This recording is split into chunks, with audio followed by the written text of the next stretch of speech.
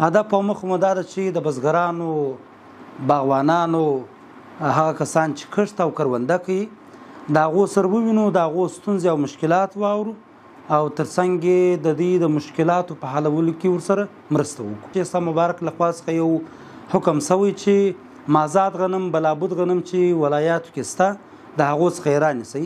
د هغو ولایاتو له جملې څخه 11 ولایتو ته موږ رسمي سفرونه لرو. فاتح افغانستان امیر المؤمنین شیخ صاحب مبارک ته پیشنهاد کړی و چې موږ ته د 50,000 ټنه غنمو د رانیولو په اندازه باندې پیسې منظوري کړي، چې بیا د شیخ صاحب مبارک د خوا څخه 1 میلیارډ افغانۍ منظوري سولې. د دغه منظوري سوي پیسو په بدله کې موږ غنم رانیسو.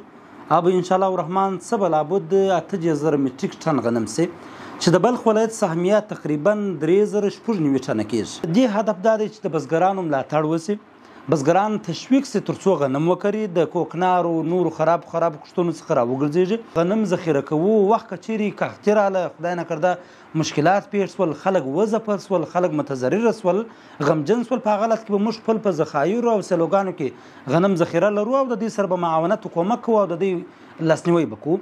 او ترڅنګ یې که چیرې په بازارو کې نرخونه لوړېدل، یو تجار ولاړ سو په بازار کې نرخونه خرابول، نو موږ د نرخونو د تناسب ساتلو په خاطر باندې او د احتکار د مخنیوي په خاطر باندې دغه پروسه مخ ته وړو. گندم ما به 230 و 220 به می خریداری میشد، دم مندهی و سر چوکا و سر سرکا خریداری میشد. امروز خوشبختانه اینا 265 افغانی 14 کیلو گندم 265 افغانی از ما نرخ گرفتن که ما بیارین شما در هیچ چیزی در تاجایی و در کرایه و در متکراش در هیچ کار ندارین، آدرس بیتین، ما گندم لابراتوار میکنیم، میبینیم، بعد از اون ما تسلیم میشیم. یک گپ نو بود، نوآوری بود در سطح ولسوالی ما که میهمان آمده بود، از این واقف شدیم، ما بسیار خرسند هستیم. خرید گندم که معین صاحب از وزارت آمده بود به خاطر خرید گندم، این اقدام بسیار نیک هستند که به می پروسه به می شکل ادامه یافت کنه.